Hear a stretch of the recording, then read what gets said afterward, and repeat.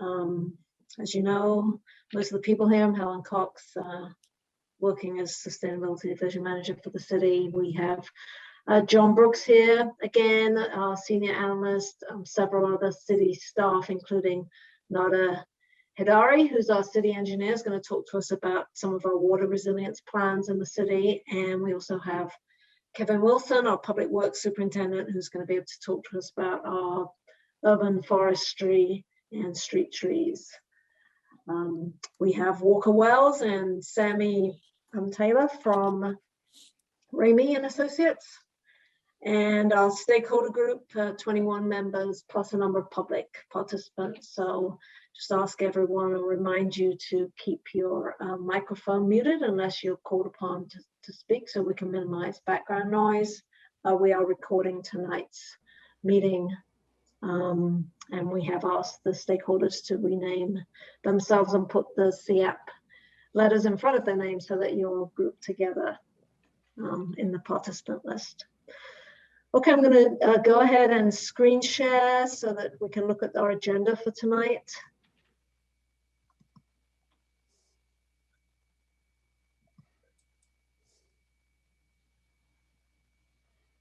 Okay, here we go. We plan to discuss the remaining sectors contributing to our greenhouse gas emissions. That's the solid waste and water components, and then address other environmental topics that fall within the scope of our plan. There's a lot to cover. We'll do our best, but of course you can always contribute your thoughts and ideas following the meeting tonight, doing that by email. Just a reminder of the Zoom features. I think you're all pretty familiar by now, but you have your video on. That promotes engagement. That's always good. If you want to speak or make a comment, please raise your hand. If you don't see the raise hand function, you can just use any of the other reaction icons that are available. We do encourage you all to participate in the chat window. We found that that has been a really good medium for facilitating discussion as the meeting goes on, and the stakeholders, everybody's been very helpful to other people in providing resources, and city staff will jump in and answer questions wherever possible. So we do encourage you to use that. We're going to kick it off with a really quick poll that's going to ask just a really simple question about tonight's topics. So I'm going to ask John if you can launch that. This is just the issues that we're going to be covering tonight. That's not the right one. Yeah. Use the pull down. Too much with these. Oh, we just do them. I can do it here. Yeah, it should be.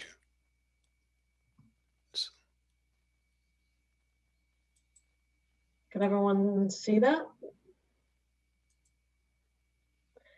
Pick the two issues that concern you most. Yes, that's what's up there.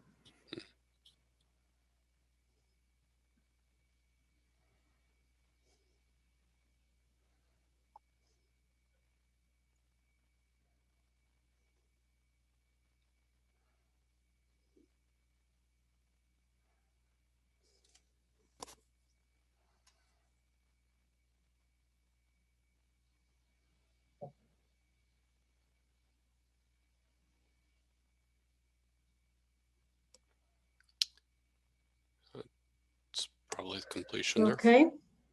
Yeah, I'll let you take over, John.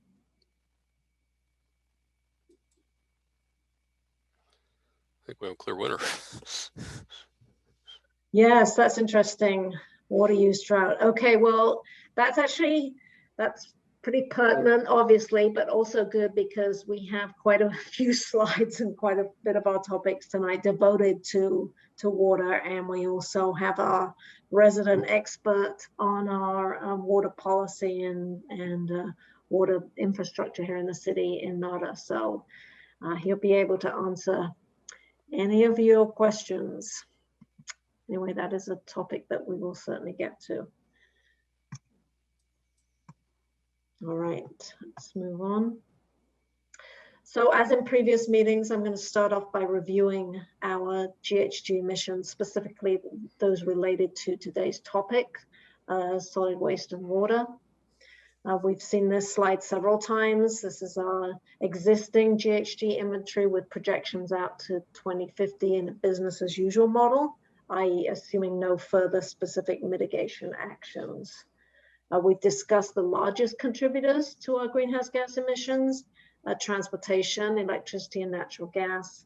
And today we're going to look at the smaller contributions from solid waste and water that appear at the top of the chart there in the blue and the purple. So solid waste emissions, they make up about 2% of the city's emissions. And on the right-hand side there, you can see the change over time. There has been little change over time. The change is very much dependent on the quantity of solid waste collected and processed, but mostly on the organic waste, as I will show in the next slide. So these are the components of the solid waste emissions. It's made up of 3 different parts. The contribution that comes from collection and transportation of waste from the community to the landfill or to the processing center. That's at the top there in red, the transportation piece. Then there's a process piece, and that's the greenhouse gas emissions from powering the equipment that actually take place on at the landfill itself. And then the third component is the release of methane from the landfill during the decomposition of organic waste. And as you can see, that's by far the largest component. We don't actually have data on the quantity of organics from the city specifically. So what the data here shows is it's taken from a waste characterization study that the state carries out and releases. It does these studies every 4 years.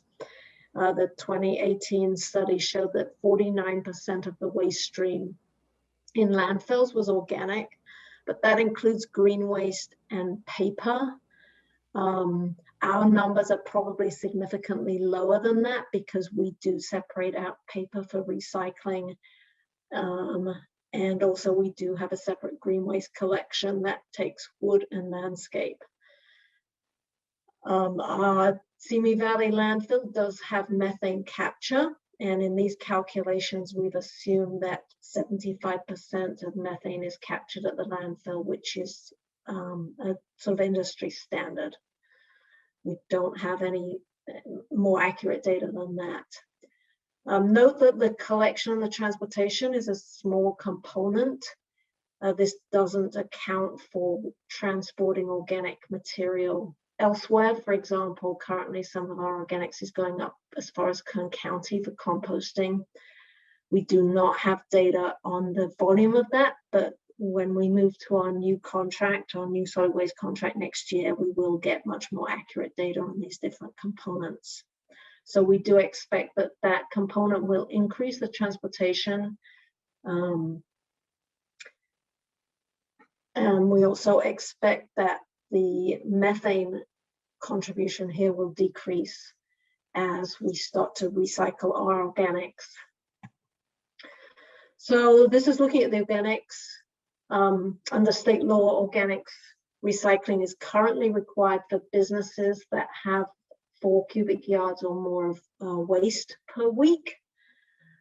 That's sort of regardless of how much of that waste is organics. But next year, a new law comes into place, SB 1383, that will require that essentially all businesses and residents have food waste collected and recycled. So that will cut our landfill emissions, we estimate, probably by half or so. Also, in addition, the city's organic emissions were reduced last year and will be in the future as we began composting our biosolids from the wastewater treatment plant, as opposed to using them as land cover in landfills. So that will also reduce our emissions. Okay, I'm going to ask John to launch the second poll. We're going to ask you about your food waste and how that's currently handled. So how do you usually dispose of compostable food waste? If you're representing a business, please answer as the business, otherwise as a personal resident.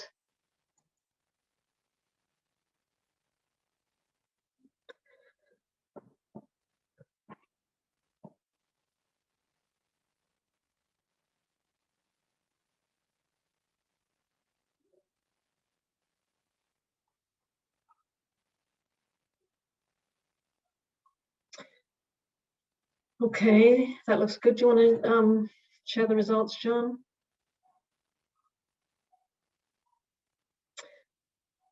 So interestingly, we have quite a number of participants here that do backyard composting. I suspect that's not representative of the whole city, but more of the people that are interested in climate action planning. So 36%, which is a good number. Most people, I suspect, in the public probably just discard their food waste in the trash, and about half of the people here do. And obviously we have some businesses that are using a commercial service right now. So as I said, and starting next year, the new solid waste franchise agreement will include food waste in the green waste bin for residents. Okay, let's move on.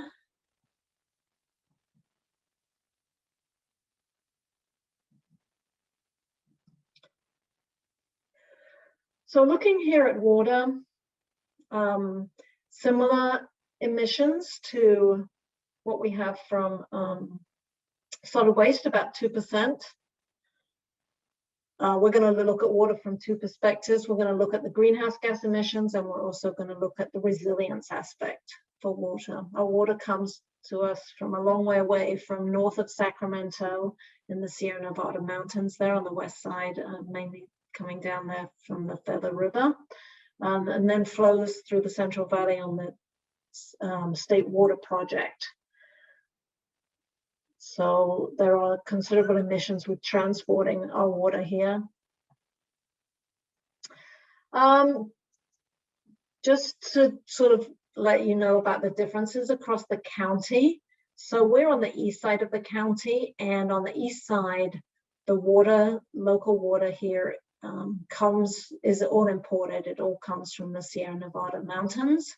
That's us and Simi Valley. As you go further west across the city, more of it becomes local sources, and in Ojai and Ventura, all of their water is sourced locally, and they use the Lake Casitas as a reservoir.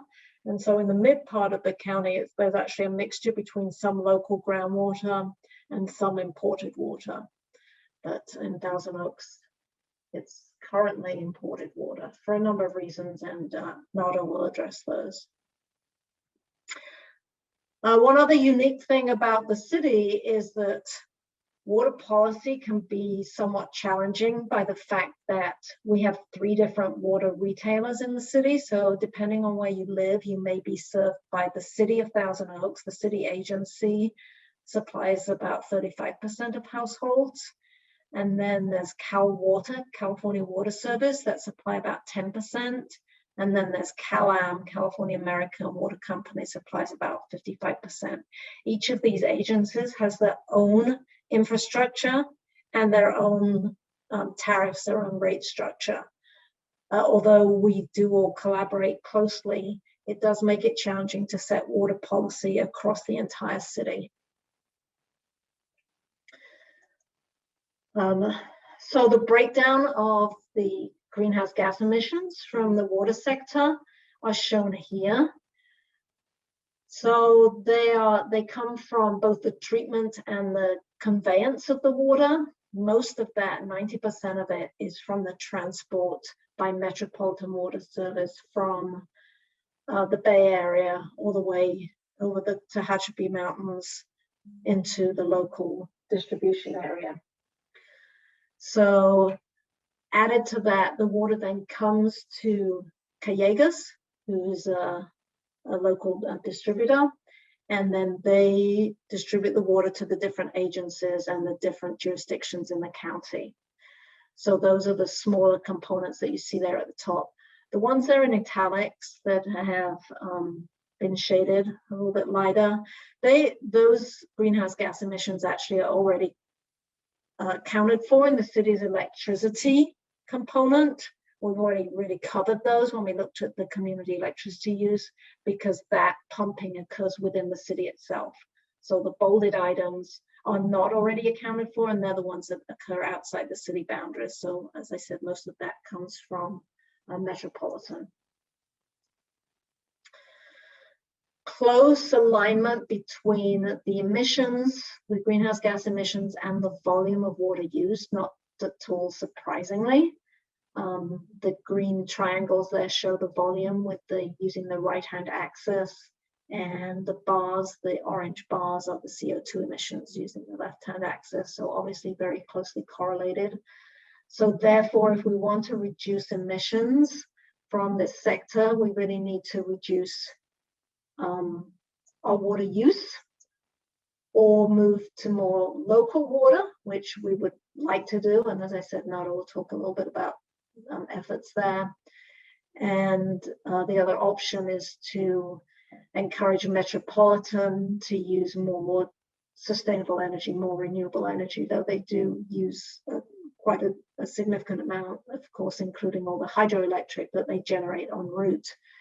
And the grid is getting greener, so that footprint will be reduced in any case. Looking at water use here in the city, this shows the last 15 years, and you can see obviously the seasonal cycles there, where there's a less used for irrigation in the winter and a higher amount for the summer. There has been a downward trend that you can see. You can also see the effect of the last drought declared in 2014, and the reduction that we saw there, almost a 30%. There was a mandatory 28% reduction in water use. So a lot of measures were taken then by households to reduce their water footprint. Since then, it has climbed a little bit, but we're still about 20% below where we were in the pre-drought period. Of course, you're all very well aware of the current conditions. So although a drought hasn't yet been declared in Southern California, the map on the left shows the conditions when the previous drought was declared across the state, and then where we were just last week. And so very similar severity of drought. The geographic pattern is a little bit different. Although there has been a drought declared in Northern California, we do not anticipate there to be any restrictions in water delivery to our area because of the large emergency storage reserves that have been stocked up by Metropolitan.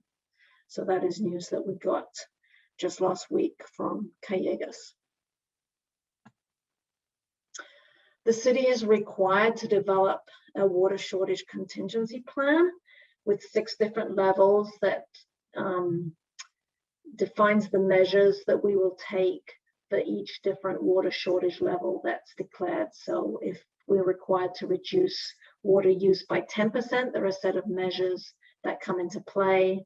By 20%, there are additional measures, etc., all the way up to if a drought emergency requiring a 50% or more water reduction takes place.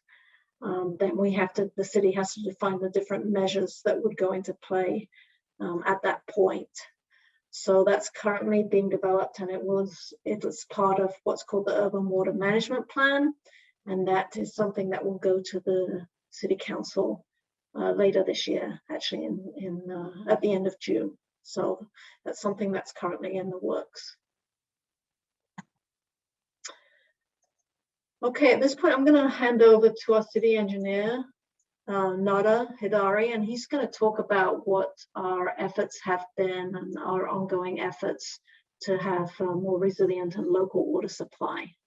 So I'll turn over to you, Nada. Thank you, Helen, and good evening, everyone. I've enjoyed participating in a more passive state on the previous meeting, but looking forward to being able to offer some comments tonight, just helping to highlight a few areas on the important topic of water and water resources. Water reuse has been an area the city has been focusing on for now, roughly 20 years, and a big element of that is kind of depicted here, and which is the effluent out of our Hill Canyon wastewater treatment plant, which is down the grade there in the Santa Rosa Valley.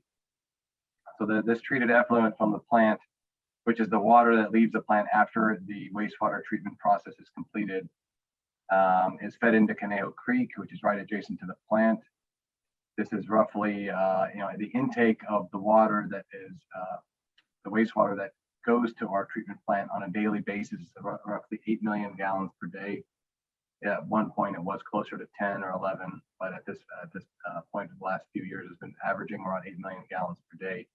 And that flow, once it's treated, it gets released into that creek adjacent, which heads down and makes a few turns and winds up near the 101 freeway, where it crosses in the Camarillo area, the Camarosa Water District, which is a smaller water agency, but they are a water agency down there. They divert the water, and we have an agreement with them for the reuse of that water, which they use for agricultural irrigation. Customers throughout the Santa Rosa Valley. They also have some other customers on south of the freeway as well. And that total amount of water that's currently being reused on an annual basis is 7,000 acre feet, which is pretty substantial. This is an acre foot is roughly a football field worth of water 1 foot deep. So 7,000 acre feet is a football field, 7,000 foot tall worth of water. So we've had this partnership since 2002. And so this is our 20th year we're entering, coordinating to gain beneficial reuse of our treated wastewater regionally, and as opposed to letting it flow directly into the ocean. And our current agreement with them actually runs until 2053, so another 30 plus years. So this this has been helping us ensure that our treated wastewater is beneficially reused and would otherwise wouldn't be possible, given many of the challenges that exist for the city if we wanted to reuse the water locally ourselves. And that includes the location of the plant. It was smartly placed by our forefathers down there at the bottom of the elevation-wise in the bottom of the Conejo Valley. However, that being where it is, several hundred feet below the rest of the city, it'd be very costly and energy intensive to try to pump the water and bring the water back uphill into the city. If we did that, even that treated wastewater is not potable, so therefore it couldn't be connected to any of our existing water systems. And so some of the other alternatives that exist are to create this recycled water line, purple pipelines, and so forth. However, as shown to you a few slides ago, that Newbury Park area is outside of the city's water distribution area, and that's the Cal-Am area. So another wrinkle in the game there. So also, and we don't have a purple pipe system in the city, and putting one in would require digging up all the streets that you're looking to put that in on. So, but fortunately, the city's partnership with Camarosa has helped us to consistently beneficially reuse our wastewater and also generate a small amount of revenue for the city to help capture that resource. So we can flip to the next one. We can talk briefly about the on the next slide there, local water opportunities. So focusing a bit further on our efforts to gain water sustainability. As many of you know, and as discussed a few minutes ago, the city is 100% reliant on that state water project, imported water through Metropolitan Water District, with the majority most of the time coming from the Sacramento Bay Delta area. As we all know, that reliability is being threatened due to increased environmental regulations in the Sacramento Bay Delta, as well as more frequently and intense droughts being experienced statewide. So due to that and due to rising water costs, we've been seeking opportunities to develop local water supply through the use of groundwater, which exists underneath the city. This would help diversify our water supply and better protect us against climate change and other potential emergencies such as earthquakes and so forth. So these goals can be partially achieved via groundwater from the Conejo Valley Groundwater Basin, which on this map is the orange shaded area, which is the majority of central and western Thousand Oaks. Actually, it's the gray, darker gray line going around the city down on that map. So that local groundwater levels have remained pretty stable since the early 70s, because that's when basically groundwater usage ceased in the Canal Valley because of the abundant supply from the State Water Project and the high quality of water from that snow water, basically, that was made available to the city, and which spurred a lot of the growth of the city in the 70s and the 80s. So that's why the groundwater usage kind of really slowed down at that point in time. Also, this groundwater basin, this Canal Valley groundwater basin, is a fractured rock basin, meaning it's not linear, it's not predictable, it's not anything like the groundwater basins that exist in Camarillo and Oxnard Plain, which are kind of more sand and gravel based, predictable, uniform across. You can model them much easier. This one isn't the case. Ours is more like a bowl full of large rocks, so making sourcing a reliable well is quite difficult and kind of an art and a science. Also, the groundwater quality in our area is quite high in salts and total dissolved solids, meaning it has to be treated before it can be used for drinking for sure, and it has to be actually treated before used for irrigation. It has a tendency to, because of the high mineral and salt contents, it actually can't even be used for irrigation in most cases. So that treatment process is very costly and complex and requires, also produces a fair amount of waste. So when you treat the water to get, to extract all the minerals and salts out of the water, you're left with brine that has to be disposed of. Right? And it can be up to 25 or 30 or 40% of the ultimate flow that you're capturing has to be disposed of. So in order to pursue this, however, we began studying this basin in much more detail in 2016. And actually last year, we completed the development of our groundwater management plan, which includes identification of sustainability thresholds, monitoring guidelines, reporting recommendations to best manage our local resource. We worked with numerous stakeholders in the area, which I'll talk about in a minute, to develop that plan and involve them in that process, including all the local water purveyors, wholesalers, and large public entities such as the school district and park district. So our studies show that that basin may be able to yield about 3,000 acre feet a year, which could meet 5 or 10% of the city's long-term water needs. So while it means we won't be able to completely be self-reliant here and not need any state water project water, it's still a significant amount. And having that local source could help us with emergencies and help us meet our goals with sustainability. So we're currently in the preliminary design phase of that project in the environmental review, and there we have an existing well that seems to have a fair amount of flow, which is at the Los Robles Golf Course. Previously had been used for irrigation of the golf course, but that had to stop, as I mentioned earlier, because of declining water quality. So we're trying to see if we can beneficially reuse that local source of water for potable purposes via the construction of a treatment plant or the collaboration with some of our partner agencies to treat the water. If we can please go to the next one. So in addition to our efforts to reuse our wastewater and explore possible sources of groundwater, we've been collaborating heavily with the partner agencies, working towards sustainable basin management and water resources goals and ideas, as many of these other agencies have their own programs and goals that they're trying to develop to improve self-reliance and boost the use of treated or recycled water. This is a list of the partner agencies that we're working with and we're meeting with continuously. One major example of this collaboration and possible water reuse is that a major project that's currently in the works, which is called the Las Virginis Pure Water Project, which the Las Virginis Water District is working on. This is a north of $100 million project that is in the pilot study phase right now, and they're aiming to boost local supplies of treated and recycled water in the eastern end of the Canal Valley via beneficial reuse of their treated wastewater from the Tapia wastewater treatment plant via indirect potable reuse.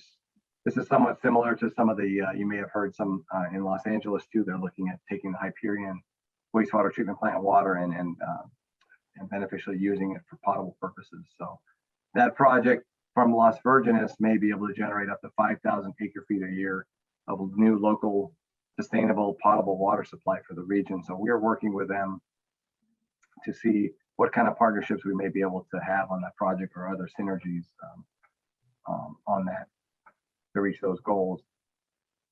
Another example on the next slide, if we could go to, is and another noteworthy one is the Canal Rec and Park District, in the process of converting local parks to recycled water. Two of the larger parks in the city, which is Triumphal Park and North Ranch Park, were converted to Purple 5 recycled water a couple of years ago. That recycled water, which is actually coming from that Tapia wastewater treatment plant, is only available on the eastern edge of the valley right now in the Westlake area, and that's the area that includes Triumphal Park and North Ranch Park. The Park District's efforts in converting those two parks to recycled water is saving 11 million gallons of water a year. More parks are not being connected with the recycled water supply, however, because the demand for the recycled water in the summer months simply just exceeds the available supply that the Las Virginis has at the moment through California Water Service Company. Hence the need for the evaluation they're doing for the Pure Water project. So, and then on my last next slide, please. So really, water resources and water reuse is a complex and multifaceted topic, and one that requires significant amounts of coordination and effort. And between agencies is not anything that one agency or one city can do the entire length on. But we're excited about the future possibilities. We're also making key investments to our infrastructure and new infrastructure to improve local water resiliency, hardening our reservoir sites from potential PSPS and fire impacts to ensure water is available for firefighting operations, as well as boosting flow where needed. We're also making several connections between our system and the neighboring systems, such as California Water Supply and Cal-Am, to help us have backup sources of water in the case of emergencies, to share water between us. And actually, the Las Virginis Municipal Water District and Callegas Municipal Water District, which are the two wholesalers in the area, they are doing an interconnection between themselves at this time as well. That project has started on Lindero Canyon Road and will be going on for the next several months to provide even a larger interconnect to have a backup systems in place to help out all the local agencies. So thank you. I'll look forward to the questions. Great. Yeah, great. Thanks very much, Nada. So when we get to the discussion question portion, I'm sure that you'll be a great resource to answer. There'll be a lot of interest in it for sure. I'm going to hand over actually now to Ramey Associates to talk about measures that are commonly used to conserve water. So I think Sammy's up. Yeah, thanks, Helen. So like we've been talking about, we've been really dealing with the demand side of the supply side of our water system and thinking how we can make that as the most efficient and the most resilient that it can be for Thousand Oaks. So now we're going to switch gears a little bit and think about the demand side. So water use, water conservation, and water use efficiency. So this first slide here is what we call MWELO, or the Model Water Efficient Landscape Ordinance. And depending on the property, on average in California, the majority of water is actually used outside in our landscaping and in our irrigation. So this Model Water Efficient Landscape Ordinance was developed by the state with specific standards and landscape design and operation goals that will conserve water. So the city has adopted this model ordinance, and it's triggered when a building or landscape permit, design review, or plan check is required, and the size threshold of the landscape project is met. So that's 500 square feet for new construction or new landscaping, and 2,500 square feet for landscape renovation projects. And those were the thresholds set by the state. So an opportunity for the city would be to tailor that model language to a local code that has either additional or different applicability standards, may require all landscape projects to comply regardless of size, or tweak those size thresholds to kind of capture the most projects that they come seeing to the planning counter, to kind of make sure that we're capturing the most or saving the most water that we can. Again, the only thing that the state requires is that any alterations that local governments make to that code is to make it save more water than they otherwise would with just the model language. So that can be adopting more stringent water budgets and requiring more water efficient irrigation in place of what is already in the code.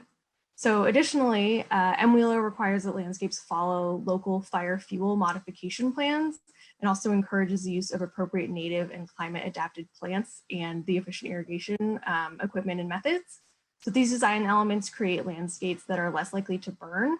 And because they specify fire resistant plants and other natives and shrubs and irrigation, they're often kept appropriately hydrated, which also helps reduce the fuel for fire. And this concept is what we call firescaping. So that's something that we've heard a lot of interest in the Thousand Oaks area. And so MWILA really encourages the use of these materials and plants to also provide shade and retain more moisture to promote the level of water in the soil, to reduce heat island effects, and again, to reduce the potential for burning. Next slide, please. So another opportunity for the city and for homeowners and businesses and properties are water reuse systems. So here we have two examples. One reuses gray water and the other reuses black water. So first on the left, we have the laundry to landscape example, which is mainly for homes. It takes wastewater from the washing machine, which is classified as gray water, and uses it to irrigate one's garden or landscaping rather than sending it down the sewer. So these systems, are relatively simple to install, and there are a lot of resources out there that are available to help homeowners design and install these systems themselves. In Thousand Oaks, you don't even need a permit to install one of these at your house. So it makes it really simple to do. This guide is from the County of Santa Clara. Gray Water Action is another great resource for homeowners, but there's a lot out there, and the city also has some resources posted to their website to help with those systems. People design those systems too. So the more complex system on the right is actually what they call a living machine. And this one is at the San Francisco Public Utilities Building up in San Francisco. And it uses bioremediation methods. You can kind of see the planters there to treat black water, which is wastewater from either kitchens or bathrooms, to a non-potable standard that is either, and in this case is reused in the building for toilet flushing and then also outdoors for irrigation. So these systems are much more complex and often have some pretty high costs associated with them that often are not covered by the water use savings that they do provide. Often it's easier to install these systems in new construction. For this building, since they had to not only separate the wastewater that they are reusing, treating and reusing, they had to dual plumb the building to then put that water back up into use. So that's much easier to do in new construction than retrofitting existing buildings. But again, it's a really great way to reduce your water use and make a statement with your water conservation. Next slide, please. So like we mentioned, water conservation in existing properties in general, like we've learned, are often harder to target and provide upgrades in than new construction. So we know that Cal Green requires efficient plumbing fixtures for new construction, but these existing properties are more challenging. And Cal Green right now has requirements for toilets, shower heads, and faucets built into that system for new construction. So it's pretty efficient with the last code cycle and continues to be, continues to be more efficient as with each code cycle. So the graph here on the right shows water usage for California houses based on the year that they were built. And this is from a 2014 Codes and Standards report. So you can see that, the older the home is, the more water that they're using. And there are really two primary levers that the city can pull to influence these upgrades and water conservation measures in existing buildings. And that's one, incentives, rebates, water audits, handing out free devices. We see a lot of that through MWD and our water agencies. And then the other lever that the city can pull, which is probably more effective, but a little less popular, is through mandates and requirements. So those can be, energy or water use disclosures for properties. point of sale requirements. One example is actually the toilet replacement upon sale requirement for homes built before 1990. They're required to install a toilet that is up to current code standard, which is actually a state program, and that's been relatively well received in terms of that kind of program design. There are also multiple examples. Santa Cruz, for example, requires all buildings built before 1994 to be retrofitted to high efficiency plumbing devices at the time of sale. And that includes devices beyond just the toilet. So there's other examples where this has been successfully implemented. Next slide, please. So another way that we can kind of handle water and not only reduce our use or conserve water, but to help manage stormwater runoff, which is another big adjacent issue, I guess you could say, is through these stormwater retention practices. So on-site retention is really how do we keep water on site and how do we keep it from creating floods, overwhelming our stormwater sewer system, all of that. And so there are a couple of different strategies that homeowners can pursue, as well as the larger commercial developments. A rain garden, you can kind of see the pictures on the left. We have a rain garden, which is a garden of shrubs and perennials planted in a small depression to help capture that rainwater and slowly let it soak in over time to kind of mitigate that runoff. And you collect water from not only your downspout from your roof, but driveways, patios, other hardscapes as a way to kind of filter that water. Another component of a rain garden can be the rain barrel. That's something that homeowners can capture the rainwater runoff from their roofs and use that to irrigate their gardens in the future. And then larger scale programs can include some bioretention methods, and those can be included in parks. They're a little bit more complex. Retention basins can be designed and included as part of low impact development best practices and placed under athletic fields or turf fields, parking lots, and that help manage runoff as well. And then finally, this example picture on the right is LA Sanitation's Green Streets program. And these are streets or curbs that are engineered to slow and clean runoff before it enters storm drains or oceans. And it's another way to kind of mitigate that runoff and hopefully treat it in a way that is beneficial to the whole system. The next slide.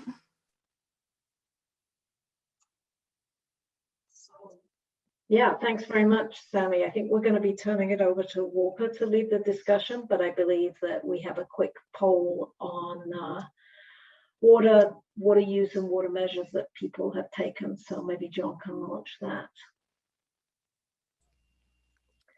So it's a question about which water saving upgrades you've installed and how likely you are to install these. You scroll down for the second question, and there is actually a third question about the age of your home.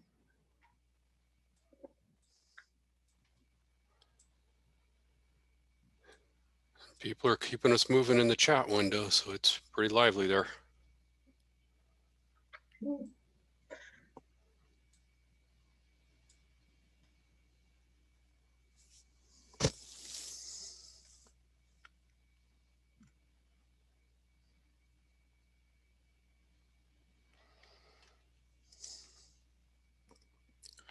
Just trying to allow people time to get to the last questions.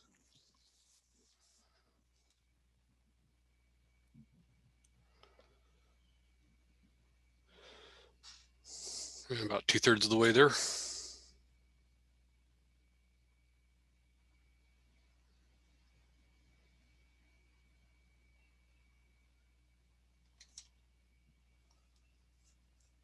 Yeah, I think we're pretty stable at this point, John. Okay.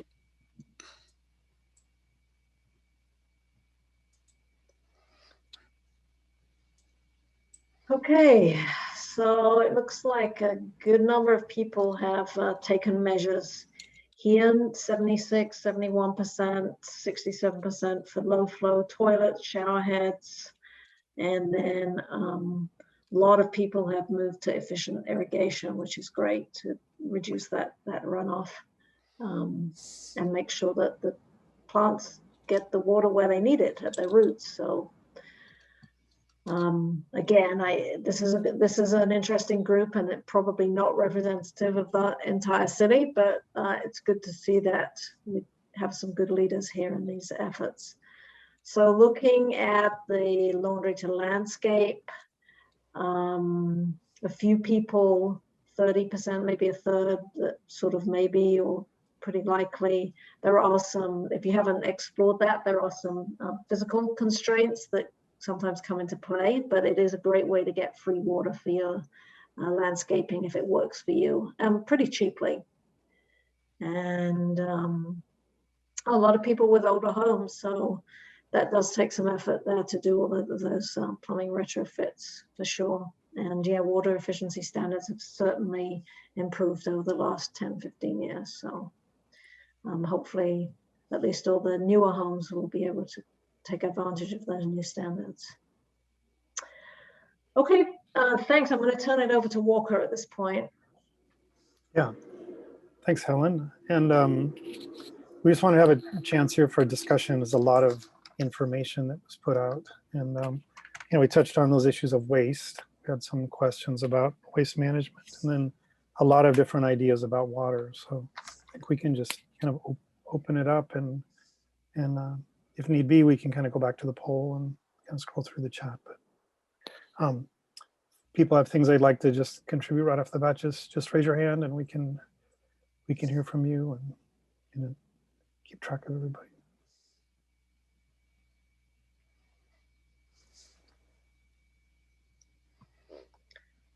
So really, you know, if you have any questions or comments on the solid waste or water, or things to do with what you'd like to see the city do or potential measures, be a good time. The next section we're going to move on to is the discussion of the environmental and quality of life issues, which will include noise, air pollution, street trees, ecosystems, etc. So we'll move on to that next, but we thought we'd have a little chance for some interaction at this point.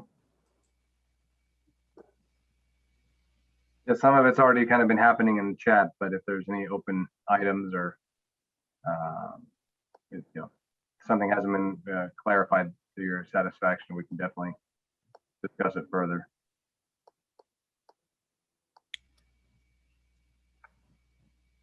All right, Catherine. Yeah. Hi, I may have missed this, but for new developments in Thousand Oaks, are they required to use like a gray water system? No. So they'd be required to have what are called, you know, high efficiency fixtures, toilet, shower heads, faucet. But there's no requirement to do gray water or even to be, you know, pre-plumbed for gray water. I think there are some jurisdictions that are asking for this, but as far as I know, there isn't anything in place currently in Thousand Oaks. So that's a kind of code change that could be considered. Okay, Kat.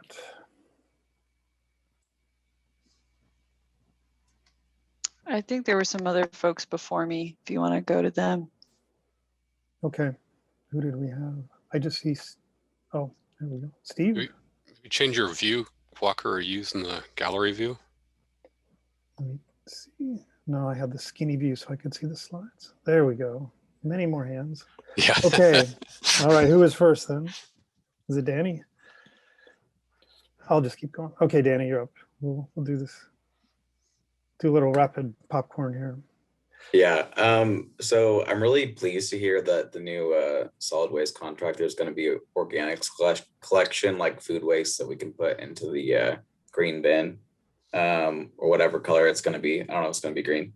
But I guess my one suggestion would be that the city really like educate residents on how to separate their waste. And I feel like that's going to be really important, I think. So that's my one contribution.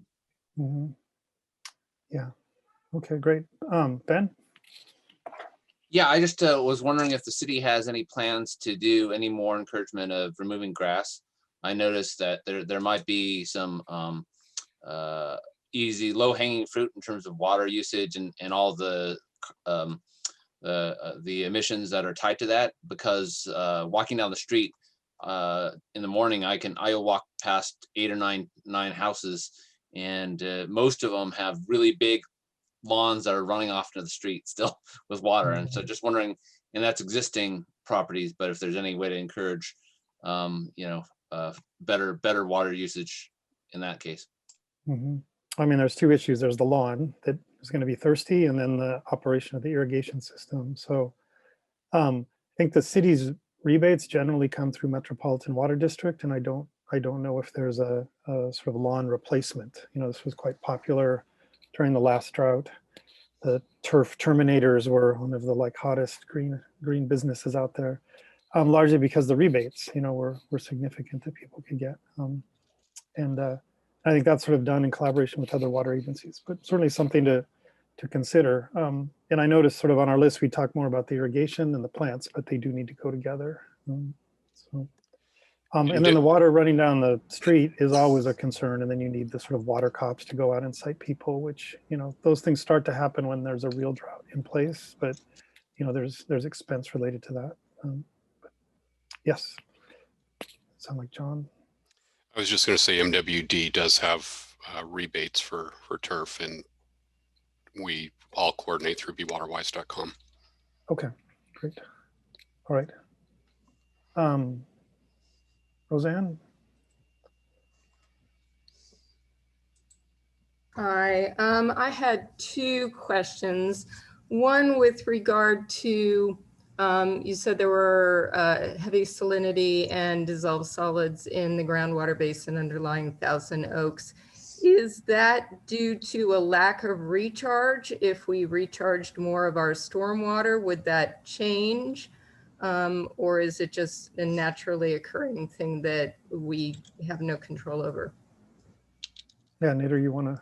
We also didn't really talk so much about the underlying geology that I understand is a lot of sort of more organic, volcanic than, like you mentioned, the coastal plain of sort of Oxnard and Camarillo being sandy. So.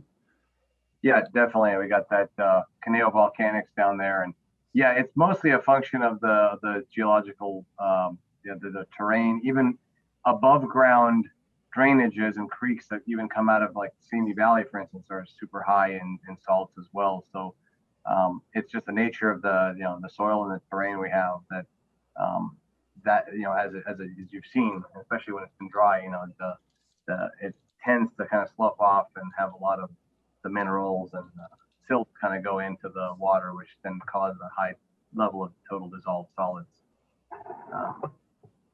Right. Putting the stormwater in may help to a degree, but a lot of that stormwater isn't always the cleanest either, depending on what street it's running off of and everything. So that would introduce its own level of maybe copper and other type of. Well, obviously, but that could be remediated to some extent if you use like rain gardens and natural filtration throughout the city. Mm-hmm. Yeah. And you had a second question, is that right?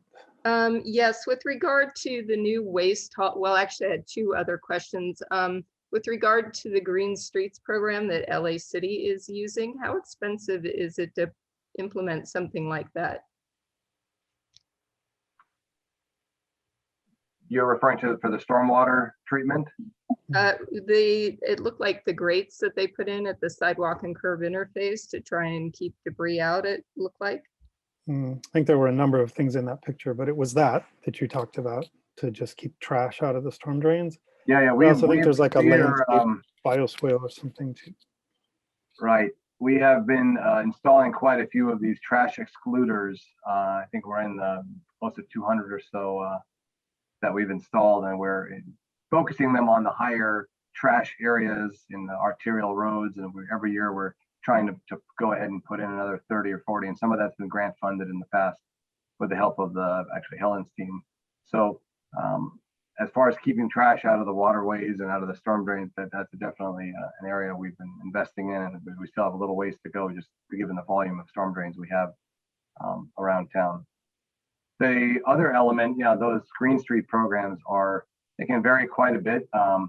If you're not doing any redevelopment of the street and you're going to just go and do that project just as a standalone, it's a pretty great expense. If you're already, however, doing a reconstruction of a roadway, then they're a lot more economical to install because you're already removing and replacing. And in fact, we just started construction on the Willow Lane and Caneo School Road project. And on Willow Lane, we're going to be having a detention basin, a small one, and a bioswale as well to install there. And we did the same on Moore Park Road and several of our other roadway projects as we go. We're able to put those in. My last question has to do with the compost from the new waste hauler. I think I read in the contract that Thousand Oaks can have that compost back and that our compost is separated by city. So my questions are twofold. One is whether or not we can expect that compost to have plastic debris in it, and whether it could be used for amendments for food, or whether it would be worthwhile for use in amending city gardens, parks, whatever, so that the soil could be more water retentive. So with regard to plastics and the quality of the compost, the facility that Athens has proposed is an organic compost facility. So it has to meet pretty strict standards, and it is used for food and agriculture. So it does meet those quality standards. We're not sure how much the city will get back. There are certain requirements based on the volume of waste or green waste that Athens holds. So that is yet to be determined. And we do currently use compost and mulch on city properties. Probably I'm going to ask Kevin Wilson whether he can speak to what the city currently uses for the compost. Hello, everyone. Thank you for having me here today. It's a pleasure to be with you. So the city, we defer all of our green waste from the landfill, and all of our tree operations. We chip the brush on site, and we utilize it throughout the city and all of the city's municipal landscaping areas. So one of our goals is, if we don't have any areas that have ground cover on them and that has exposed bare dirt, we'll go ahead and cover the dirt with wood chips. And that's throughout the city, everywhere from the Dos Vientos area all the way out to Westlake. I believe we also use biochar. Is that correct, Kevin? Yeah, actually, probably about a decade ago, the city of Thousand Oaks was one of the industry leaders in the use of biochar, and we continue to utilize it today. Anytime we're planting a new street tree, we add biochar to the soil as a soil amendment. It actually has some really good properties in terms of generating mycorrhizal activity. So you really need to have a living soil for good plant and tree health. And we have found that certain types of biochar work better than others. Biochars that tend to be raw, that haven't gone through a pyrolysis process, actually can be more detrimental to the soil.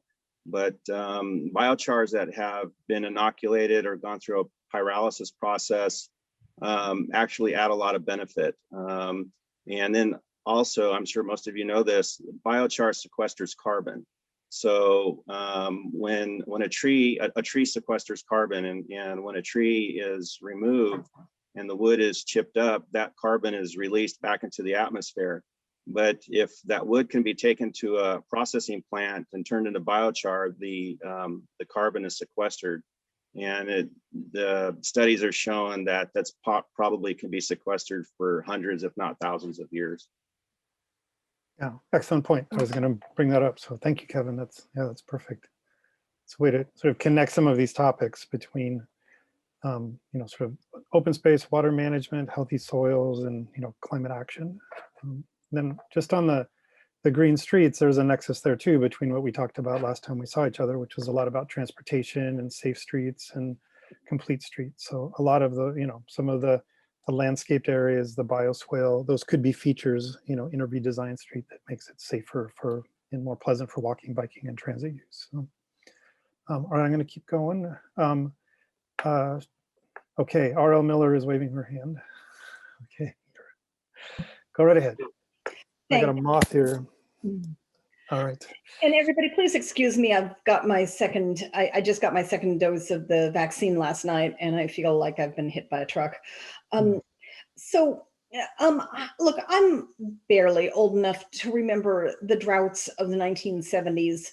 And California has been nagging people, for lack of a better word, to stop planting big green lawns for 30 plus years. And any place I go in Southern California, Los Angeles, or Thousand Oaks or Agora or anywhere, if I were to count, I would guess that roughly 10 to 20% of the houses on any given street have gone over to drought tolerant as opposed to big lawns. Just to sort of pick some really low hanging fruit here, has the city, or for that matter, any of the water districts, considered simply doing a drought tolerant landscape tour of beautiful homes come springtime? Obviously it wouldn't happen this year, but next year, set up a driving tour like they do garden tours throughout Los Angeles. Do one and give awards to the nicest looking homes that use no water. I've put in those, the drought tolerant landscaping. I've got a bioswale on my front lawn or my former front lawn. It looks like a little fake river made out of rocks. And the idea is that you collect water in it, and it percolates down to the groundwater. Again, this is really low hanging fruit, but I think it's just so easy to do. Just give people an opportunity to show off their lawns. That little demonstration garden at the TO library is lovely. I walk there every time I go. I used to go to the library before COVID, and it's beautiful. And we should be encouraging more public spaces like that. Great. No, I think it's a great idea. And what you're talking about is sort of shifting the norm. So, there had been a norm of green lawns, and then there can be a norm of things looking quite differently. My father lives in Albuquerque, and everybody has like, a bunch of rocks and a Palo Verde tree, and that's their front yard. And that's, that's typical there. And, there's similar things in Phoenix. It's just, I think, to show nice examples and support people making that transition. Okay, Shannon is up next on my list, and then Steve, and then Kat. Hi, yes, I just had a quick question. There was a lot of information and I was trying to take note of everything. I know there was of gray water for the parks, like at Triumpho Park, that there's the demand for gray water is so great, there's not enough of it. But is there plans for the city to collect more gray water so more parks, or excuse me, not more park, but more of the parks in the community can rely on that? Go ahead, Nader. I mean, it's helpful to explain the challenge of getting the gray water back up the hill to the city, I think.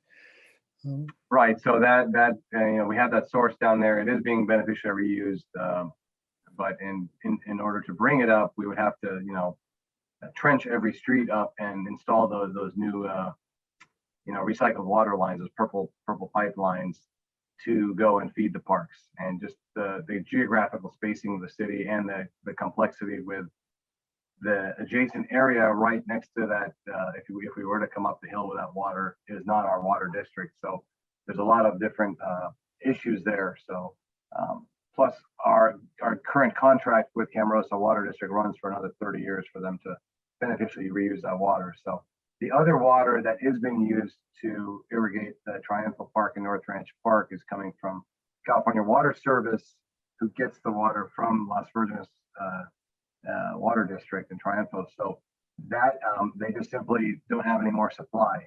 In the summer months, there's a lot of demand and there's not as much flow going to them. And so there simply just isn't any additional supply to feed the parks. However, that's why this alternative plan they're pushing forward to generate a substantial amount of drinking potable water from the recycled water is the direction they're going. Okay, all right, Steve. I had a quick question about whether the city would consider alternative effluent limits for businesses, something like mass-based limits instead of concentration limits for some of the constituents in their wastewater to possibly make water saving options available.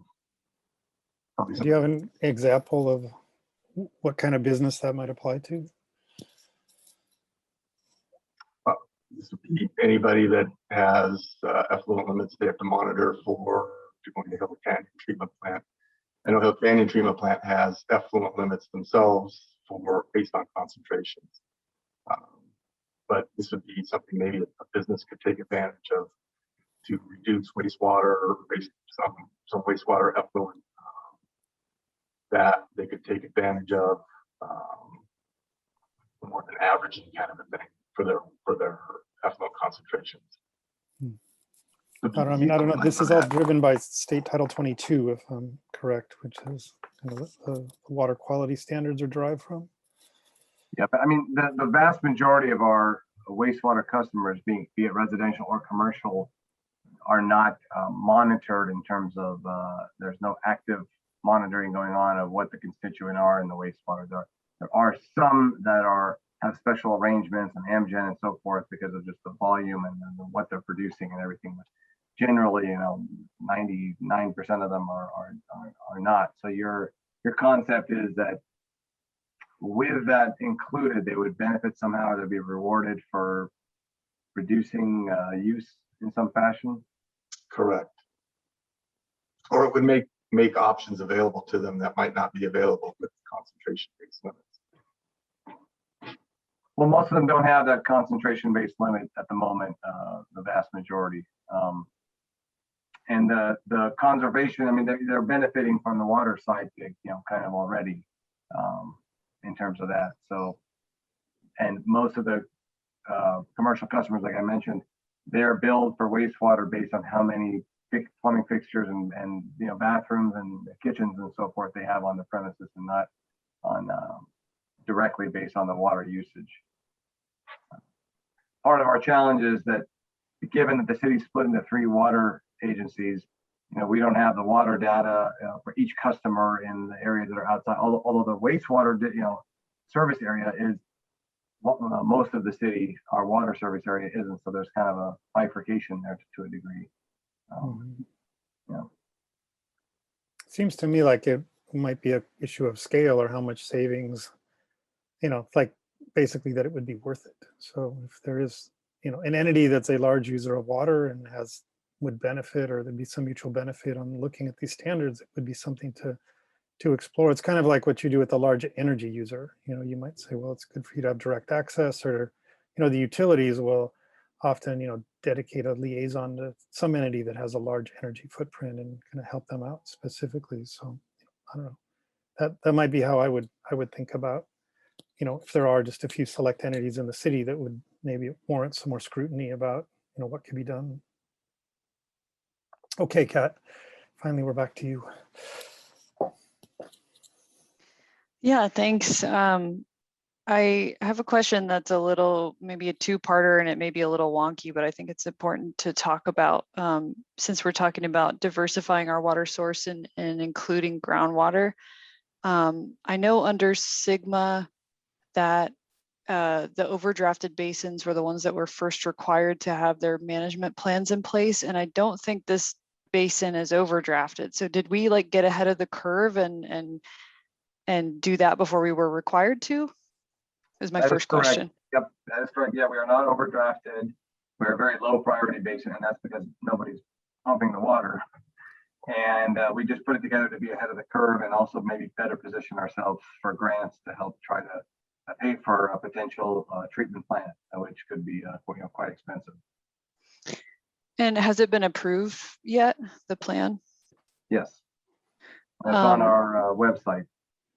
Okay, great. I guess it's a little too late to be asking these questions, but I wonder if you could offer us up some information about groundwater dependent ecosystems and how you considered them in your plan? That management plan it's not an environmental document per se. Each project that would go forward would need to have its own environmental analysis done. So the groundwater management plan is just a plan of how to monitor groundwater over time and the sustainable yield of the groundwater, and not in terms of a environmental impact. Well, the sustainable yield is supposed to be determined by the beneficial users, and one of the beneficial users considered by the state of California is groundwater dependent ecosystems.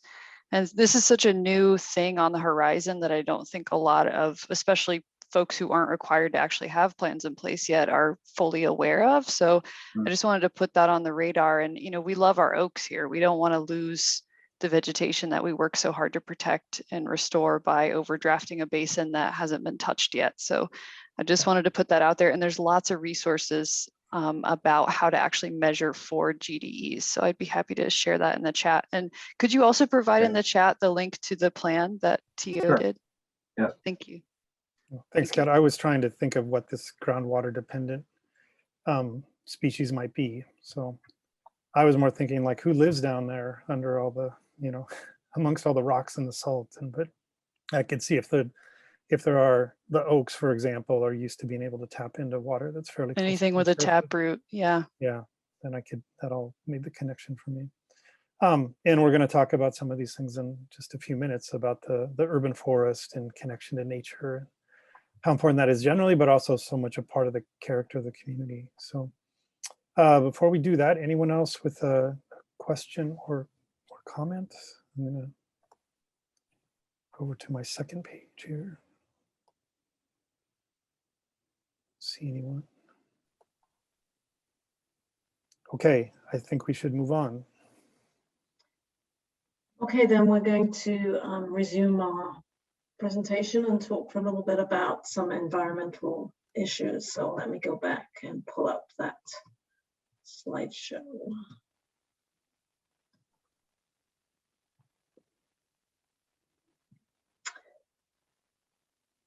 Okay, so these next topics, we said we're focused on climate and environment, and we been pretty deliberate in going through the climate inventory and sources of emissions and these environmental topics, on energy, on water. We talked a lot about mobility due to the fact that it's such a big contributor to the city's overall greenhouse gas emissions, and sort of measures to either shift to electric vehicles or to encourage carbon-free transportation. So in a sense that we're covering a lot of the technical topics, and there's some technical things in too, but there's also a number of sort of experiential things related to the environment that we wanted to address, and things that have come up in the chat and some of our discussions. So this issue of noise and air pollution, which can be other sorts of environmental contaminants, things that detract from quality of life, create somatic stress, so stress on our sort of nervous system. So we just wanted to bring up a couple things. So the first image here is just talking about schools and the fact that there's a culture of pick up and drop off, and that has also seems to manifest itself as also just a culture of leaving the engine on and idling the car. So there has been discussion about some sort of anti-idling zone, like you can see here in this particular image, around schools. Obviously saves gas, reduces pollution, improves air quality for kids. And then there's another, there's a number of other equipment that's running, and I experienced this personally today, that my neighbor was having his house power wash. So that generator was outside, running the power washing equipment. I guess this happens with dog grooming, carpet cleaning. I'm not quite sure what the option is, if it's moving from sort of diesel or fossil fuel power to electric. It would probably be quieter and we wouldn't have the emissions. So we're not sure how much of this can be within the city's purview to control, but we wanted to bring these things up as sort of ideas and examples.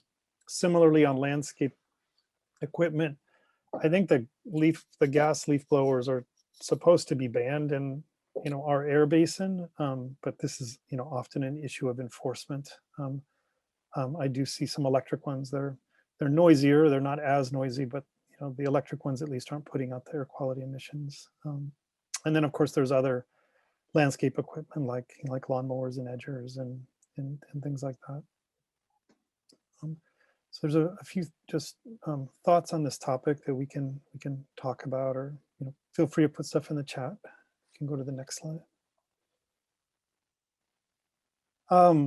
Turns out that being able to see the night sky has a pretty big connection to our sense of well-being and sense of place. And there are a number of sort of dark sky communities that are becoming sort of popular tourist destinations where you can get away from the glare of the city and see the sky.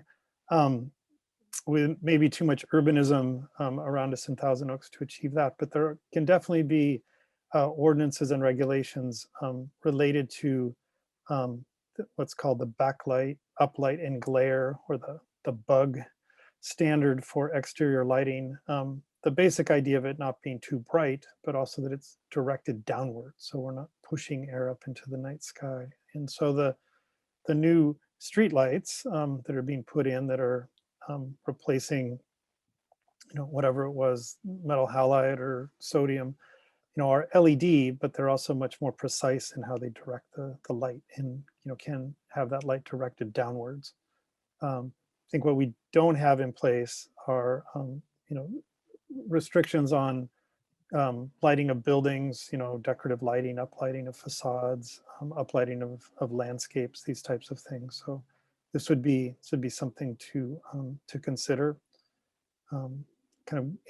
There are standards for these things in the Energy Code, in the Title 24 Energy Code about exterior lighting. So this may be able to be handled with a local amendment to the energy section of the building code.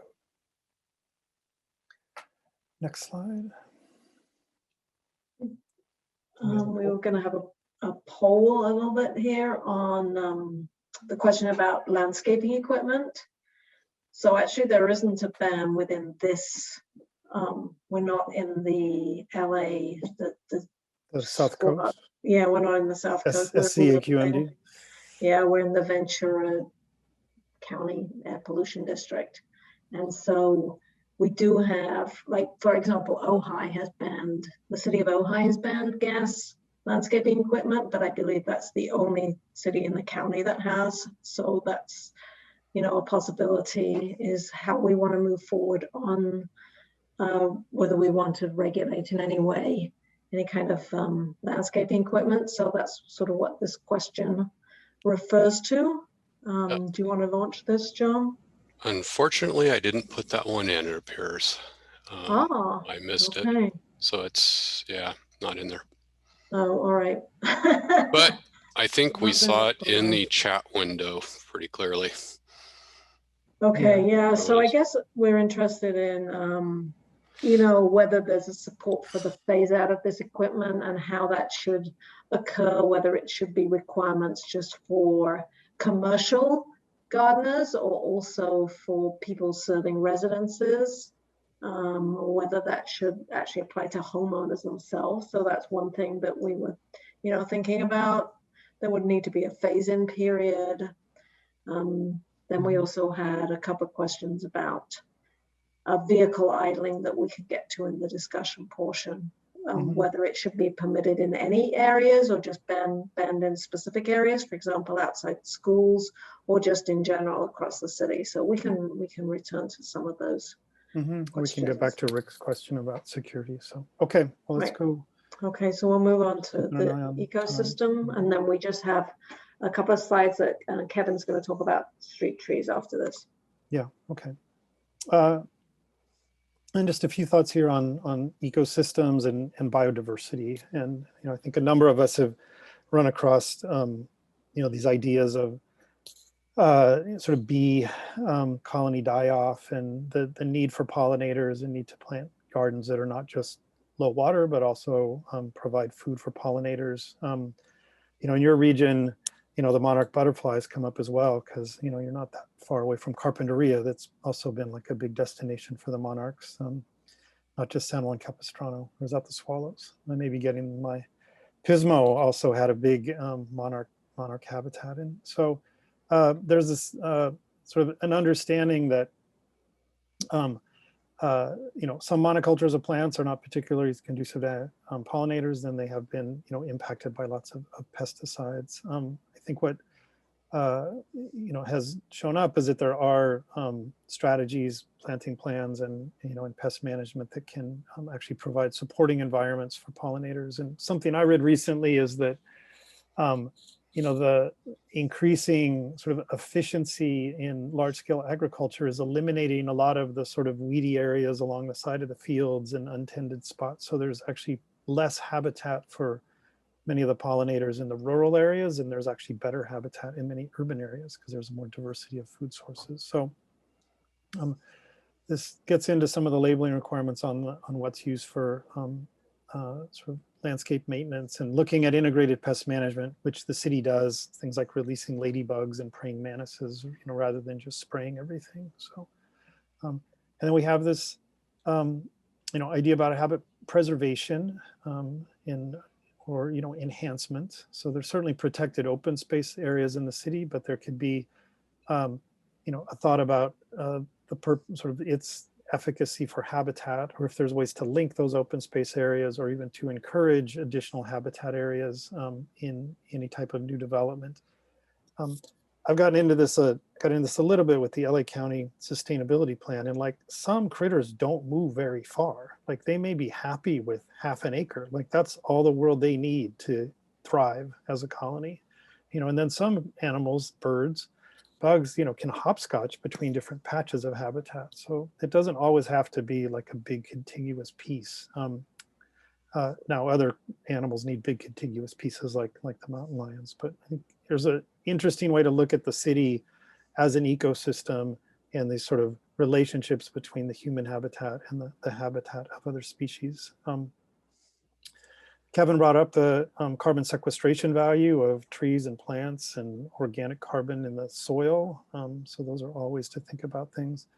And then just to, bring to everybody's attention, there is a movement around this idea of biophilia in cities. And, bio is life and philia is love, or, affection, appreciation. And so these two things go together, which is sort of our love of life, our affection for living things, or humans' innate desire to be connected to the larger world of living things, and then intentionally bringing sort of functioning nature into cities, and not just in a decorative form, but in sort of ecosystem functioning habitat form. And a number of cities have embraced this. I think Pittsburgh, Washington D.C. I could come up with some other examples. So it may be something to explore because it kind of reframes the perspective on the urban forest, on habitat, on open space, on parks. And then the benefits are, it seems to just, seems to make us worry less, makes us feel more connected, and generally can be happier if, we feel this connection to nature. Much, I think, of this has been reinforced during the past year or so with, this sort of extreme desire to be out in natural areas, after we've been sort of felt cooped up at home. So I just wanted to bring sort of this part of the environment into our conversation.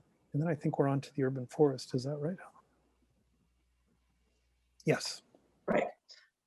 So I'm going to turn it over to Kevin Wilson, our Public Works Superintendent, to talk to you about how the city does its street trees and landscaping. Well, hello again, everyone. Once again, it's great to be here with you tonight. So in addition to being the city's Public Works Maintenance Superintendent, I'm also a certified arborist, municipal specialist with about 25 years of experience in the tree care industry. So the idea of street trees and the urban tree canopy is very near and dear to me. The urban tree canopy is actually comprised of all the trees within developed areas. So that would include the street trees, as well as trees on private property, trees at schools, at parks, so on and so forth. So it's everywhere you have development, that's your urban tree canopy. Street trees, they're a part of that. Street trees are actually owned by the property owner upon where the tree is located. The city has authority over the public right-of-ways and the easements that are adjacent to the right-of-ways, but we don't own the street trees. So promoting street trees throughout the city is really a collaborative effort between the city and the adjacent property owner. Because the city has some of the, I would consider some of the best street tree maintenance policies around, we have been recognized by the National Arbor Day Foundation as a Tree City USA for 23 consecutive years. As you can see there in one of the bullet points, we have approximately 27,000 street trees. That inventory was taken back in 2003. And we are currently in the process of updating that inventory. Our goal at the city is if we need to remove a street tree is we plant more trees than we remove. So I'm fully expecting that number to go up when our new inventory is complete. Next slide, please.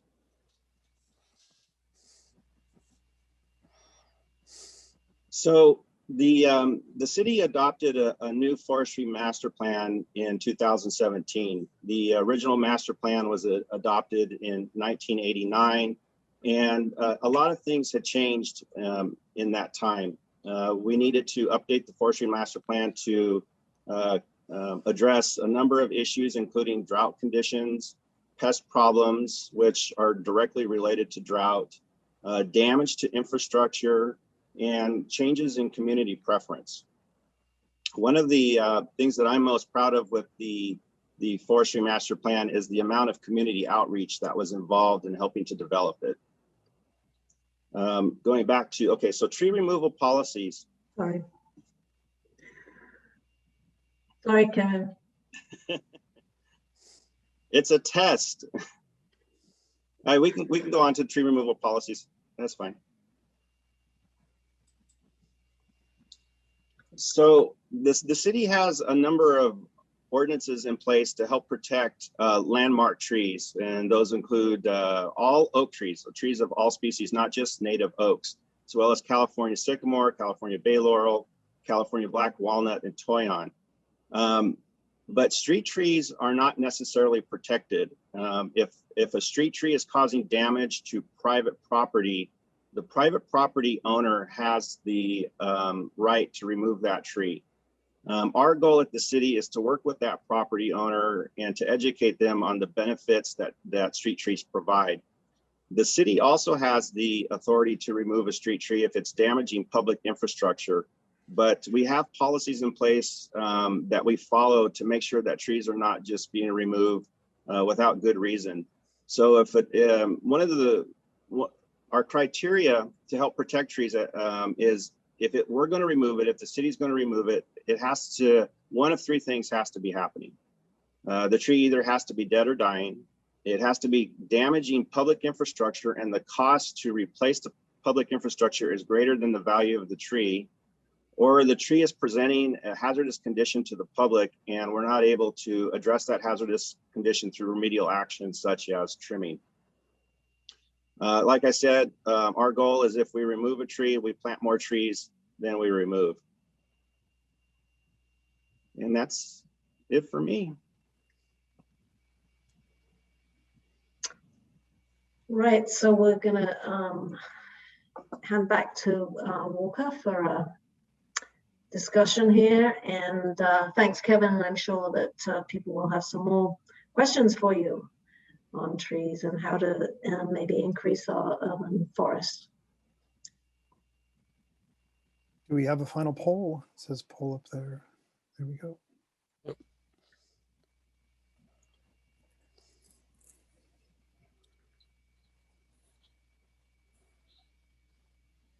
Do we want to do this now, or are we going to do this? Looks like we're doing it now. Okay. Yep.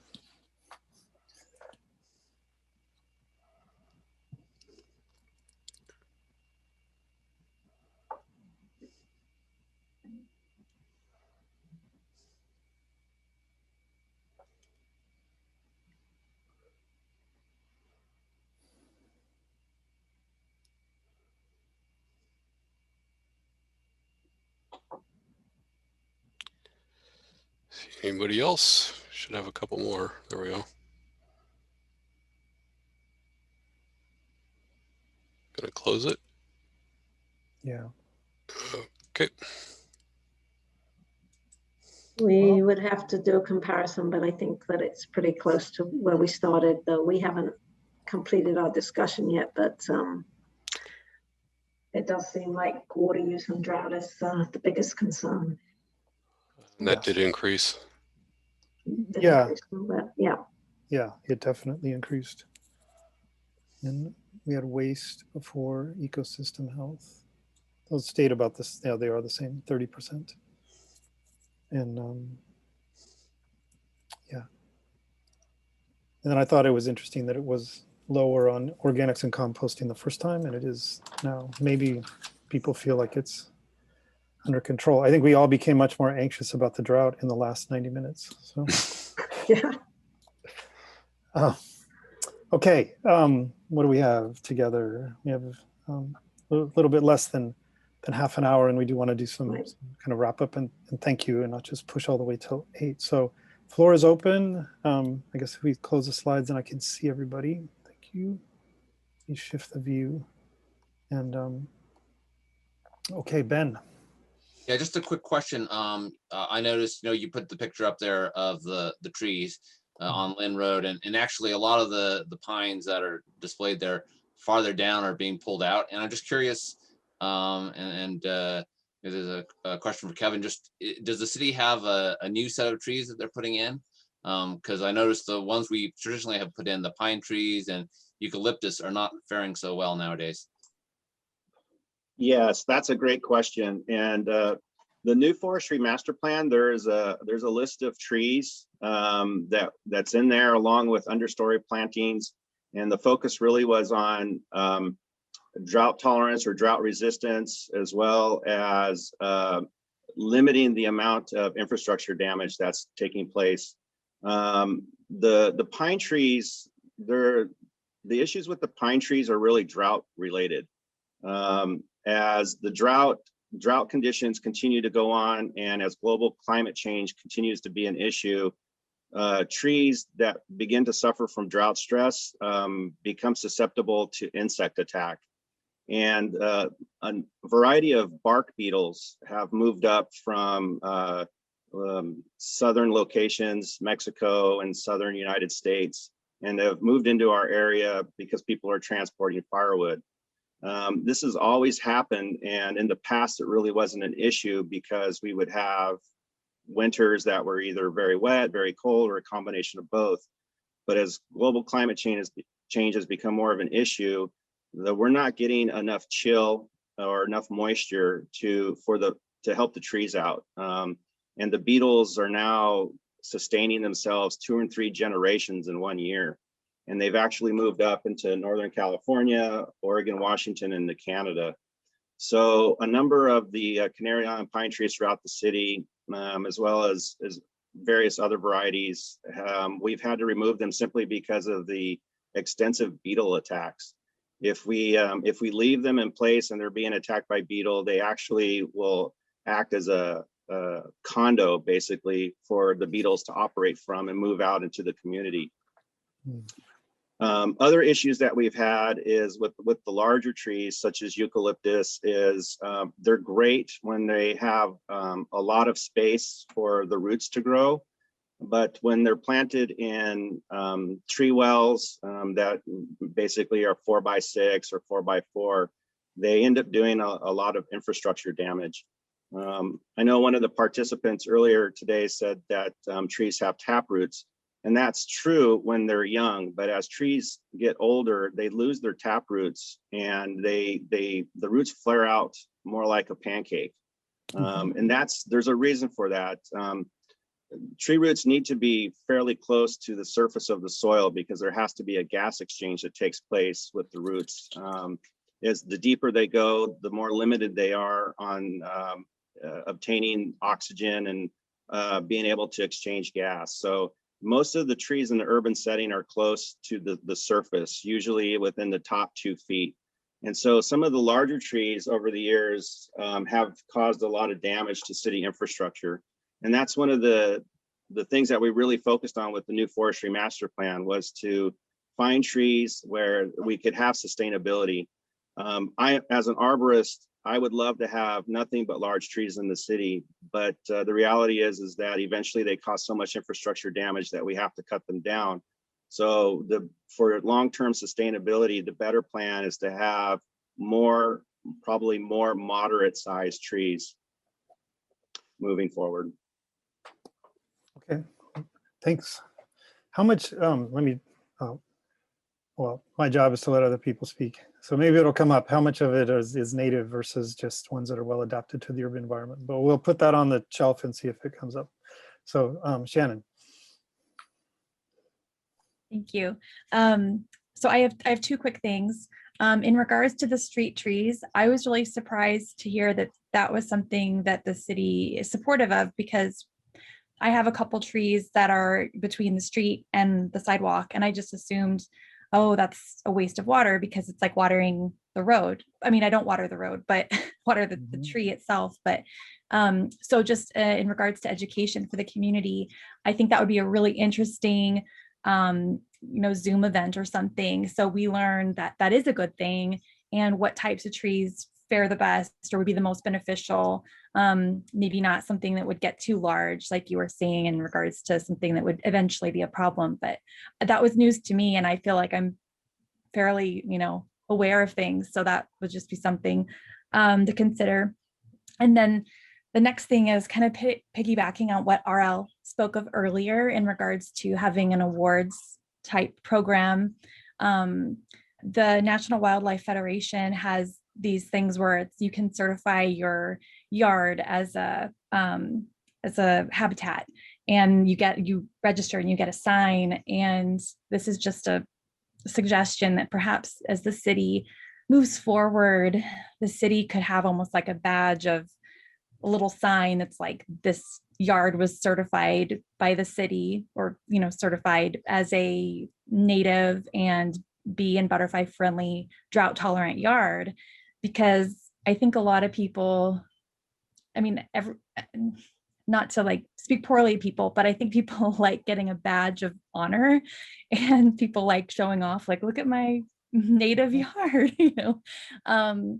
and there's so many people I see on walks in my neighborhood, and I feel like that would just be a talking point neighbors would like, oh, look at that yard got specific to our city and not just a wider group like the National Wildlife Federation. Okay. I could speak to both of those real quick. So the property, the parkway that's located between the sidewalk and the street is located within the city's public right of way, but it is still owned by the adjacent property owner. Technically, they own the property in fee to the center of the street, but that's one of those locations where it's a partnership between the city and the property owner.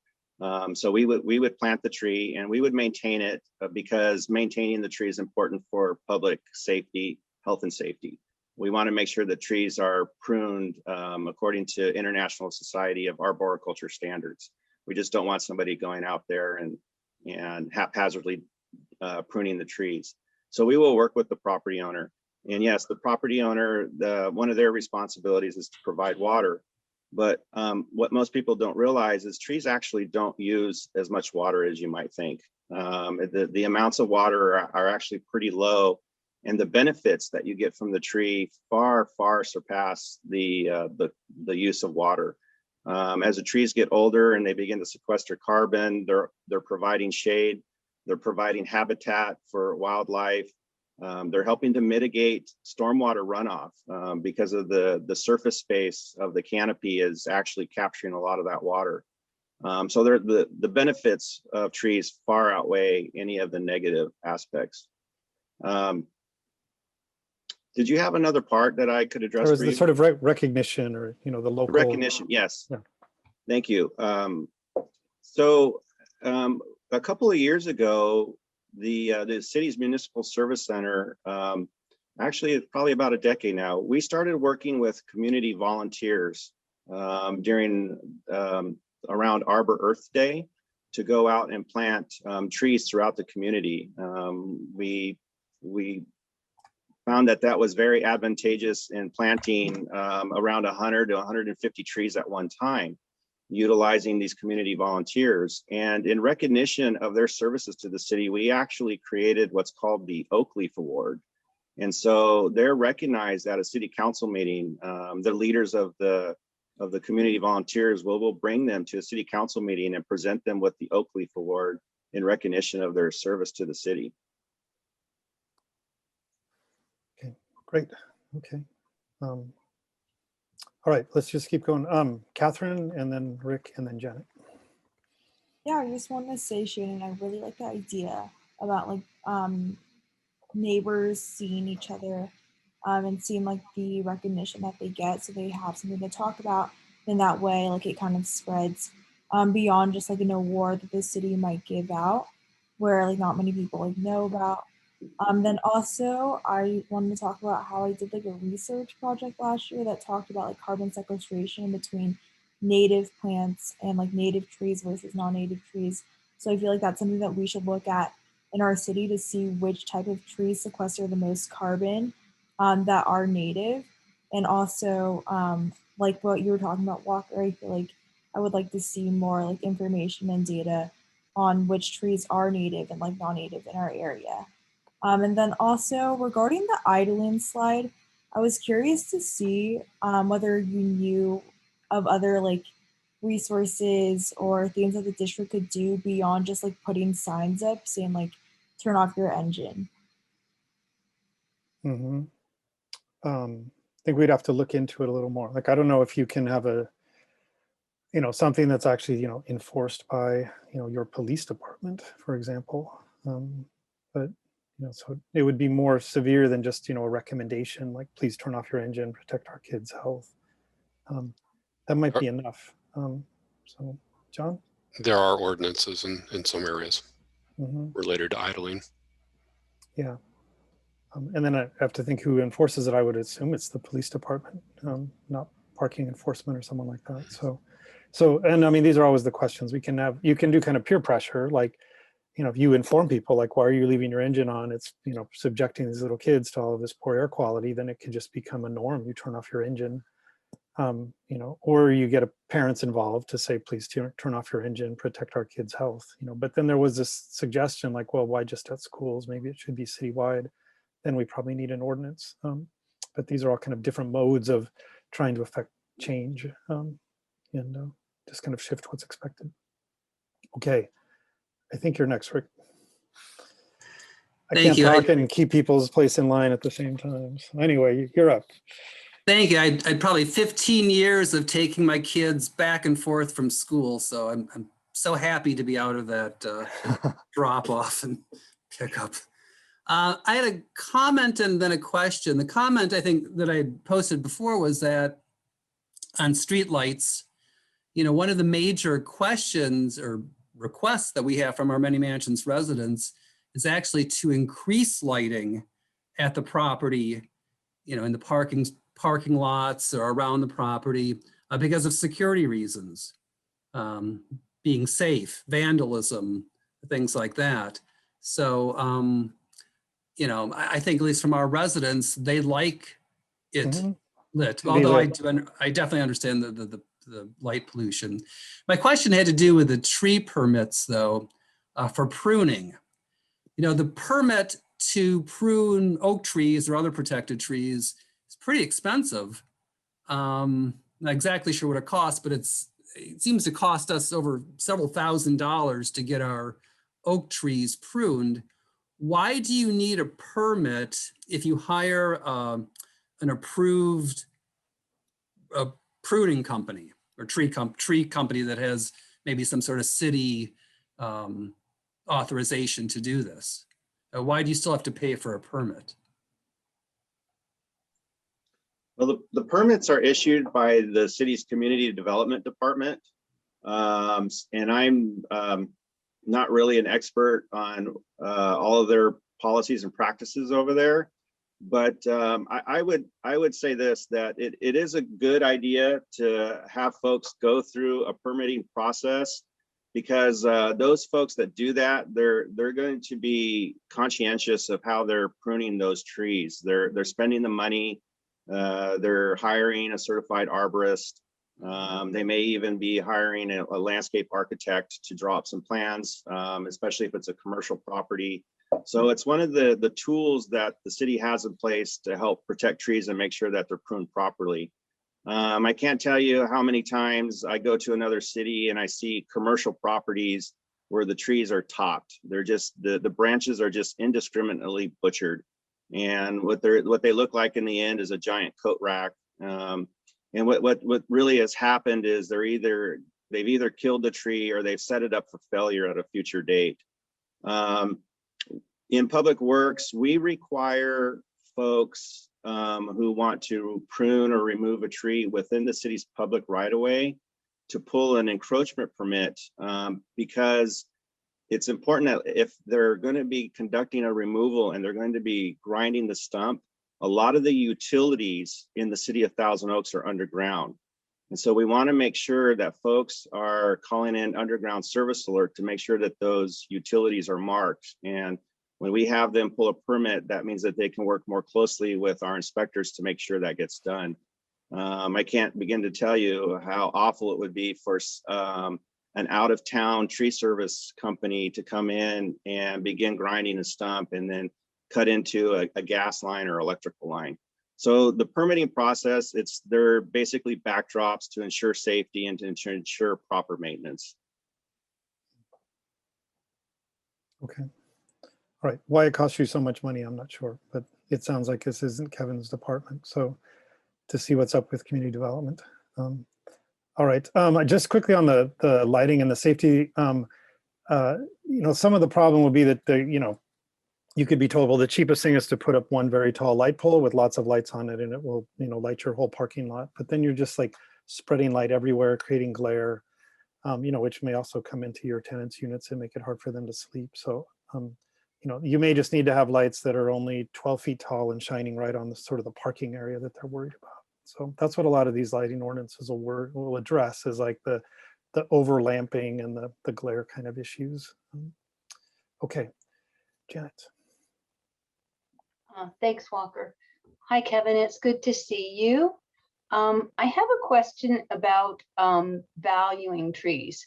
I think you actually really did well in pointing out everything how trees benefit people, how they benefit our community, whether it's property values or health benefits.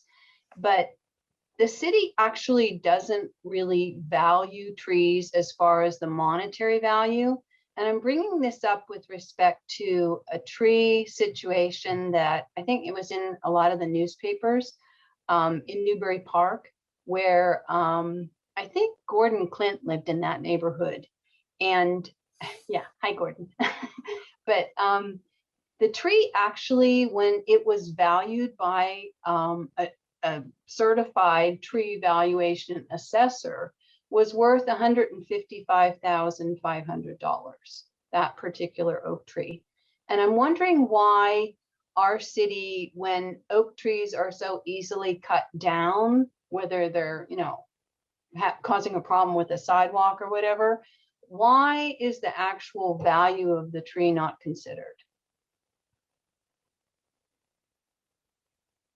It sounded, Kevin, like it is. It may be a question of how that valuation is determined, but it sounded like there was some correlation between the damage it was creating and the value of the tree that was taken into consideration. Is that right? Yeah, so there's a lot of ways, Janet, to determine tree value. There's publications that are put out by the International Society of Arboriculture that has certain calculations involved with it. Some of those calculators are extremely complicated. I think if we were going to do that at the city, we would have to actually contract that out because there's so much data that has to be taken into consideration. A lot of times, just because we're simply dealing with so many trees throughout the year and requests coming in and various issues with hardscape, when we do a calculation, we're basing it on the replacement value of the tree for a large box size tree. So if we were going to plant a 48-inch box tree, how much would that cost? If we're looking at, if we wanted to get an idea of a really big tree, we might look at something that a nursery like, there's a large nursery out in Fillmore, and they have box trees upwards of maybe like 10 foot, like the boxes themselves are 10 feet in diameter. We might look at something like that and see how much it costs. And that could be upwards of $10,000 for a tree. So that's where we would base our comparison, is what would it cost for us to procure a very large tree of that size. I'm not sure if you're talking about the tree that was out on Potrero. Yeah. So that, it's the one they called Ellie. Yeah, the Ellie tree. So yeah, that tree, you know, it in my opinion, what was the greater value there wasn't so much the money, the monetary value, but the value that the tree had to the community. We did do some community outreach. We posted, and we were hoping to get some feedback, and we did. And the feedback was overwhelmingly that the community wanted to save the tree. And so the city, to us, that has value, that tree means so much to that community. And so we're actually looking at the possibility of realigning the street, which would actually come at a significant cost to the city. But, you know, those are the types of things that we have to weigh, is what it means to the community, the cost to the city. But getting back to your original question, the calculations are very complex, and I have the book in my office and I still can't figure it out. I would have to contract that out. Well, I might join you because I have it now too. Thank you, Kevin. I appreciate it. All right. Thanks, Janet. We're close to time, so it's time for us to tell you all what happens next. And thank you for your participation. So I'm going to hand it back to Helen and John to do just that.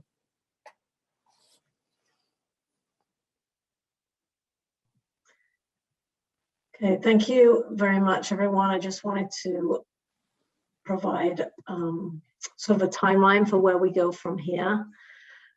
Firstly, of course, I really want to thank all of you for your participation, not just for tonight, but for all of your time in participating in the research and reading materials, and offering suggestions and sending in emails and ideas, for the expertise that you've shared, everything that you've shared in your chat sessions.